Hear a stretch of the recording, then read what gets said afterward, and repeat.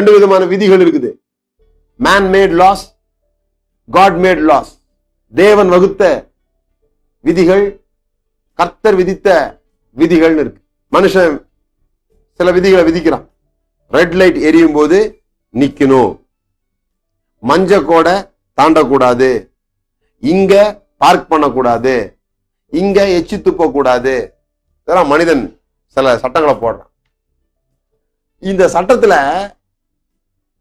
நம்ம தப்பிக்க முடியும். யாருமே இல்லாத சமயத்துல ரோட்டை கிராஸ் பண்ணி போயிடுறோம். சிவப்பு லைட் எரிஞ்சுக்கிட்டு தான் இருக்குது, ஆனா கூட டிராபிக் போலீஸ் அங்க இல்ல. அதனால நம்ம என்ன பண்றோம், தைரியமா அதை கடந்து போறோம், தப்பிச்சிடுறோம். சில சமயங்கள்ல மாட்டிக்கிறோம். மனிதனுடைய விதிகள்ல, மனிதன் நியமித்த விதிகள், தப்பிச்சிடலாம், மாட்டிக்கலாம். ஆனா ஆண்டவருடைய விதிகள் இருக்கு பாருங்க, எந்நேரமும் வேலை செஞ்சிட்டு இருக்கு. ஆண்டவருடைய விதிகள்ல ரெண்டு விதிகள் இருக்கு. ஒண்ணு பிசிக்கல் லா, இயற்கையான, இயற்கை பிரகாரமாக நடக்கிற சட்டங்கள். இன்னொன்று ஆவிக்குரிய விதிகள், ஸ்பிரிச்சுவல் லா. இது ரெண்டுலயும் பெரிய வித்தியாசங்கள் இல்லை. மனுஷன் எதை விதைக்கிறானோ அதையே அறுப்பான். இது பிசிக்கல் லாவுக்கும் பொருந்தும், ஆவிக்குரிய விதிகள்லையும் பொருந்தும். நீங்க நெல்லை விதைச்சா நெல்லை அறுக்க போறீங்க. அதே போல இங்க சொல்லியிருக்கு, நீங்க ஆவிக்குன்னு விதைச்சா ஜீவன் அறுப்பீங்க, மாம்சத்துக்குன்னு விதைச்சா அழிவை அறுப்பீங்க. அவ்வளவுதான். பாருங்க, இந்த காரியங்கள்ல நீங்க ஒன்றை கற்றுக்கொள்ள வேண்டும். இந்த விதிகள் எப்பொழுதும் வேலை செய்கிறது. ஒரு பொருளை தூக்கி போட்டா அது கீழே வரும். இது தேவன் வைத்த புவியீர்ப்பு விதி, பிசிக்கல் லா. அப்போ நீங்க நைட்ல யாருக்குமே தெரியாம தூக்கி மேல போட்டா கூட அது கீழே வரும். ஏன்னா எந்நேரம் அந்த விதி வேலை செய்து கொண்டே இருக்கிறது. மனுஷன் விதித்த விதி அப்படி கிடையாது. இங்க பார்க் பண்ணாதீங்கன்னு போட்டிருப்பாங்க. 10 மணிக்கு மேல அங்க பார்க் பண்ணிட்டு போனா யாருமே எடுக்க மாட்டாங்க. ஏன்னா 10 மணிக்கு மேல டியூட்டி முடிஞ்சு எல்லாம் போயிடுவாங்க, இவங்க தப்பிச்சிருவாங்க. இது மனிதன் நியமித்த விதி. ஆனா ஆவிக்குரிய விதி எப்படி தெரியுமா? எந்நேரமும் வேலை செய்யும், எல்லாருக்கும் வேலை செய்யும், எல்லா ஊர்லயும் வேலை செய்யும், 24 மணி நேரமும் வேலை செய்யும், 24/7. அது ஒர்க்கிங்ல தான் இருக்கும். அதனாலதான் அதுல தப்பிக்க முடியாது. அதை செய்யறவங்க நிச்சயம் பலன் அடைவாங்க, செய்யாதவங்க நிச்சயம் பலன் அடைய முடியாது. தாழ்மைக்கும் கர்த்தருக்கு பயப்படுதலுக்கும் வரும் பலன் ஐஸ்வர்யமும் மகிமையும் ஜீவனுமாம்.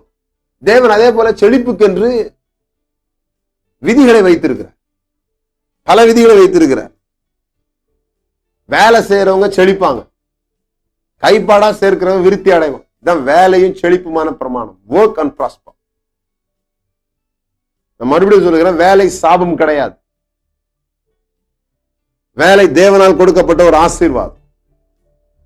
சுறுசுறுப்பு உள்ளவங்க ஆசீர்வதிக்கப்படுறாங்க. நீதிமொழிகள் 24வது அதிகாரம் 30வது வசனம் 31வது வசனம் வாசித்து பாருங்க. சோம்பேறின் வயலையும் மதியனுடைய திராட்சை தோட்டத்தையும் கடந்து போனேன். இதோ அதெல்லாம் முள்ளுக்காடா இருந்தது, நிலத்தின் முகத்தை காஞ்சொரி மூடினது, அதன் கச்சுவர் இடிந்து கிடந்தது. சோம்பேறித்தனமாயிருப்பது செழிப்பை கொண்டு வராது. இது வேத விதி. நீங்க ஒரு முறை கூட இதெல்லாம் தப்பிக்க முடியாது. நீங்க செல்வம் என்றைக்கு நிலைக்காது. ஏன்னா அதன் மேல கவனமா இல்லைன்னா அது நம்மளை விட்டு போயிடுது. அசதியா இருந்தா நம்மளை விட்டு போயிடுது. அது இங்க ஒரு சோம்பேறி தூங்குறான், எந்நேரமும் அவன் கிடக்குறான், அவன் வயலை கவனிக்கல. வயல் நல்லா இருக்குமா? நல்லா இருக்க முடியாது. இது ஒரு விதி. முள்ள வளர்க்கறதுக்கு ஒன்றும் செய்ய வேண்டியது இல்லைங்க, காடு மாதிரி வாழ்ந்துட்டு போயிட்டே இருக்கும். ஆனா தோட்டத்தை உருவாக்கணும்னா நீங்க உழைச்சாகணும். செழிப்பை உருவாக்கணும், நீங்க உழைச்சாகணும். தூக்கத்தை விரும்பாத அப்படி சொல்லுது பைபிள்.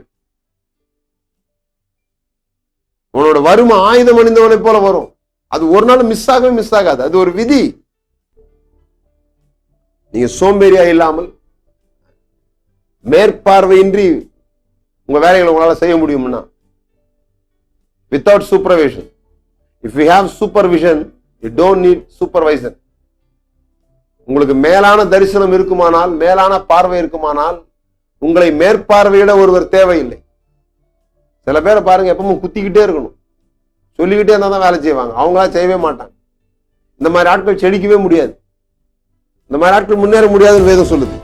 நீங்க புரிந்து கொள்ள வேண்டும். இந்த விதிகளுக்குள்ளாக நாம் வரும்பொழுதுதான் கர்த்தர் நம்மை ஆசீர்வதிக்கிறார்.